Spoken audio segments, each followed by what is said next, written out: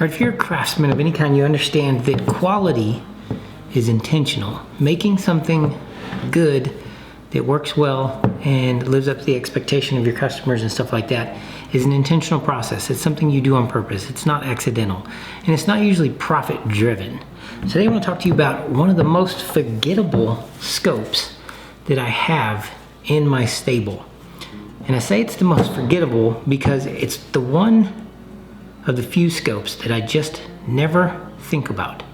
I never have to worry about. I don't even give it a second thought as to whether or not it's going to work when I pick it up to go.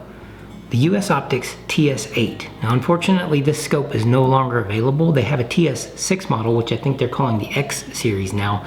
But this TS8 I got years ago, like maybe 4 or 5, maybe even longer years ago. And it's one of the most forgettable scopes in my stable. Let's talk about why.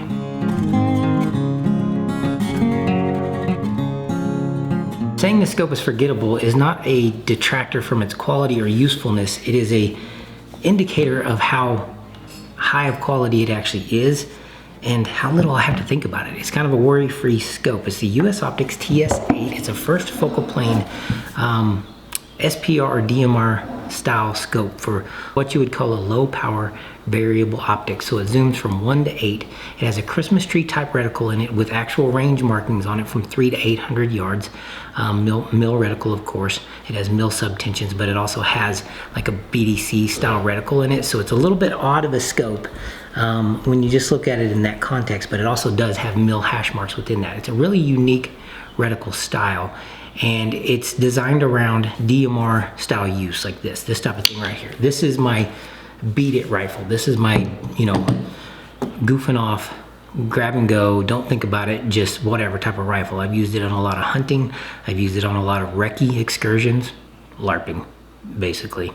Long range shooting, that kind of thing. This is the thing I grab when it's like, hey, we're just gonna go smack some steel, gonna hunt some varmints, gonna do some coyote hunting, gonna do some deer hunting. I've deer hunted with the scope several times, and it just works all the time. With this gun and this scope combined, especially in the 6mm arc is what I have this chambered in.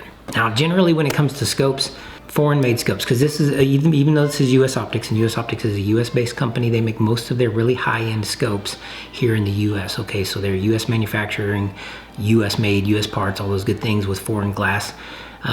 But this is not one of those. This is one of their less expensive or more affordable line of scopes from back in the day. Now US Optics has changed hands a lot in the last few years, or last couple decades or whatever. They're about a 30-year-old company, roughly around that age, and they have changed hands and they've gone through several different lines. I've had a lot of their scopes in my hands over the years, and their B series and their FDN, they call it the Foundation series now, and they make some top quality optics, and it's by choice and by design. It's not accidental. It's intentional design, intentional construction to really make you a scope that you don't have to worry about, that has some of the highest quality, even in something like this, one of their entry level or lower cost lines like this, which is now called the X series. Now unfortunately you can't get this TS8 anymore unless you find it on eBay or whatever, one of the sites you can buy those kind of things used. They don't offer it through their website anymore. They have an X series and a TS6, which is a first focal plane style scope, and it looks like it has similar features to this, and they were doing a TS6 at the time. They were doing this one too, the TS8, and I'm not really sure why they dropped the TS8 from their line. I think it's a really useful range package for a scope so far as your magnification range from 1 to 8 power. I've shot this out to 850 yards and beyond, so the scope itself and the reticle and glass quality and clarity and all that stuff is more than sufficient for taking shots on sub-minute targets or minute MOA style targets out to about that range, 850 to 1,000 yards. Contrary to popular belief, you don't really need a 20 power, 30 power, 35 power scope to make successive hits and successfully, on target out at those extreme distances. You can do it with an 8 power. Now this one I bought in the first focal plane, so it was, I don't actually remember the cost of this thing. It's such a great scope that I actually threw the box away. And I rarely ever do that because I really didn't think I'd ever need to, send it back. After using it for a couple years, I was like really convinced that this is a high quality optic. I just put on my rifle, I don't really have to think about it again. And that's a beautiful feeling because I know that if I take this thing out, even after all these years, I zeroed it in maybe 4 years ago, got it zeroed on the load that I was gonna shoot for this package and stuff like that, maybe 3-4 years ago, something like that. It's been a few years, and I haven't thought about it since then. I pull it out of the safe. I've taken multiple environments, high altitude where I'm at now, low altitude where I used to live before, and I just shoot the darn thing. And I don't even think about it. I went out the other day and shot the thing and didn't touch anything. I just got a target out at 226 yards while I was testing out my new chronograph and just started shooting and started hitting right on target. It was amazing. It was a wonderful thing. I've got it zeroed for 50 yards in my data book and stuff like that. So I've doped it from 50 yards out to 850 yards with this optic from day one, sitting in the cradle that it's sit in, the position it's in, and zeroed from my initial zero, and I haven't touched it. That's a beautiful feeling to know that you got a quality of an optic, a quality of a setup that you just don't have to think about anymore. And that's what I mean by, it's forgettable. Like I just forget to worry about this one. Like some of the other scopes when I'm out shooting and stuff like that, and some of the other rifles and scopes I've tried over the years, you kind of wonder like, okay, if things start going wrong, is it the scope? Is there a problem with the optics? Is there a problem with the, the internals? Is there a problem with my elevation and adjustments and stuff like that? I don't have to with this one. Now, granted, it's not like the most precision style optic setup so far as shooting tiny groups, making adjustments at long range. You have cap, windage, and elevation turrets. They are actually graduated in quarter MOA increments, so your clicks are 1/4 minute at 100 yards for making adjustments and stuff. Is kind of an old school method. You have quarter MOA clicks, but a mil dot reticle, or mil hash mark in this case. It's got an illuminated reticle as well, and when you zoom it all the way down to 1 power, you got a nice little tight dot there that you can use, and it equates to about a 4 MOA style dot with the Christmas tree and the actual ring. You have a ring around your optic there, a ring around your reticle there, and it's good for quick shots. It's a fantastic scope for if you needed to, do CQB type of stuff with it. It really works well for that because you get a nice bright reticle. When you don't have your reticle lit, if you're doing CQB stuff, it's a little harder to see that little black Christmas tree with the ring around it. It gets really, really tiny. So it's not great at that unless it is illuminated. But if you have it on about 2 or 3 power and stuff like that, then you can see enough of the reticle to make, consistent, accurate shots in reasonable hunting distances and stuff like that without having to zoom all the way in or anything like that, or turn your reticle on. My son, my oldest son, he actually used this to take his first deer, this exact rifle, this exact scope, and this exact setup. I mean, nothing's changed since then. I built this rifle at the beginning of my 6-arc foray, I guess you could say, or trying out the 6-arc and learning that caliber. This is one of the first rifles I built. I haven't touched it since then, other than putting a new barrel on it. After about 2,000 rounds on the other barrel, I just wanted to try something else, so I put a Shaw custom barrel on it, 16-inch barrel. And when I went to zero this thing back in, it was almost dead on to where I had already had it zeroed, so I only had to make some very minor adjustments to this, and off to the races we go, and I haven't thought about it since then. All right, so far as just general quality of usefulness, the clarity of the glass is about what you would expect, on par with the Japanese style glass. I would assume it's Japanese lenses in this thing.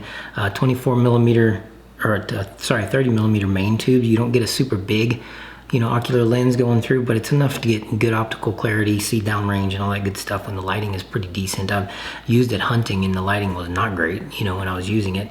If it's dusk or dawn, that kind of thing. And so you can still see plenty to get your shot off at a deer and stuff like that. My son shot his deer at, I think it was like 6:58 or 7 o'clock in the morning in New Hampshire in November. So there wasn't a whole lot of light around when he saw that thing. And at 50 yards, not a great long distance shot so far as that goes, but very precise, very quick. He didn't really have to think about it. He'd practiced with it a lot, so confidence inspiring and stuff like that. And to me, that makes a great scope. If it's confidence inspiring and worry free, and the glass is good enough quality for what you need it for, it doesn't have to be a $3,000 scope to work long term and stick around and be in your safe and all that good stuff without even having to think about it. So to me, products like this are a testament to the quality of a company's ethos, a quality of a company's mindset when it comes to building stuff. Because even for an entry-level scope, like this is they only have a few scopes in their entry-level, what I would call entry-level line, so $1,000 or less for their scopes, because most of their scopes average that $2,500 to $3,500 price range, and they're well worth the money, more than you can imagine. They're definitely worth the money, but it is very pricey. So when a company puts the kind of quality they have into this kind of thing, you understand that their overall mindset of the company is quality first over quantity, and just selling a bunch of cheap scopes that they'll gladly and happily fix for you or replace for you at no charge, because it's nothing to them. I don't mind a great warranty in a scope company. I think all scope companies should offer it, but I think if you're offering a product that doesn't need to be warranted first, then you get yourself a winner. I'm actually looking online to see if I can find another one of these, and my goodness, some of the optics supply stores like Optics Planet and stuff like that still have them on a catalog page, but they don't actually have them available. So I have no idea if US Optics is actually going to bring this back, start offering something similar in their X series, because their X 1 to 6 differs from this in that it has a 34 millimeter main tube. So that's kind of cool. You get a little bit more glass and glass clarity and optic quality there with the 34 millimeter, maybe a little bit extra adjustment range for longer range shots with the 1 to 6. But yeah, I'm looking at US or Euro Optic and places like that, and they don't have any of these available, but they still have them on the websites. So that's unfortunate. I really wish I could find another one of these. If you know anybody that's got one of these and looking to get rid of it, let me know. So the US Optics TS 1 to 8, it is, I mean, it's a simple scope. There's nothing, there's no diatribe we could do about this thing for an hour. It's 6 position lit reticle, capped windage and elevation, 1 to 8 powered, you know, very easy to adjust. You got your little fin built in here for making that quick adjustment downrange and stuff like that. More than sufficient clarity and all of those wonderful things you'd need for long range shots out to 800 to 1,000 yards with 8 power. It's more than sufficient, but it's perfect for a recce style build like this, to where your intermediate ranges are going to be more of what you're engaging with, or hunting ranges and stuff like that. This is a second to none scope, and I really wish US Optics was still making them, honestly, because I'd like to put these on a couple more of my rifles. They make the X Series 6 now, which I may try out. I like that, you know, style scope, and if it's the same kind of quality as this, definitely would give it a shot.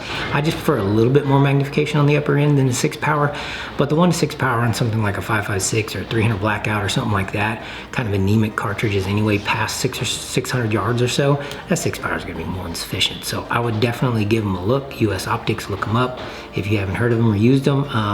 Unfortunately, a TS8 no longer available. All right, what's an optic that you have in your stable that is forgettable to you? Something you just really don't ever have to think about, that just works, and you're confident when you go out to the field with it, it's just gonna continue to work. Uncomplicated, rugged, simple controls, all that good stuff, without all the fancy bells and whistles of a tactical style, long range, PRS style scope. This is what I think of, like, okay, this is perfect. Like, you could put it on a hunting rifle, you could put it on a M14 style rifle, that kind of thing, a scout rifle, you know, anything like that. So it's great for that kind of thing. I might actually pull this off here and paint it. I never did paint it, but I did throw the box away. And yeah, I was that confident that I just would never need it. So here we are. All right, if you noticed some squirreliness with the website or with the channel here lately, I'm not sure what that's about. YouTube's been being a little squirrely with my last few videos I've put out. They've been throttling them pretty hard, like noticeably throttling. So I'm not really sure if this content's gonna get out there, but I hope it does. And if you are joining me again today, thank you for watching. I appreciate your patronage. Don't forget to keep your knives sharp, keep your powder dry, keep your magazines loaded, keep a good scope around too. You just don't have to think about it. Y'all have a good day.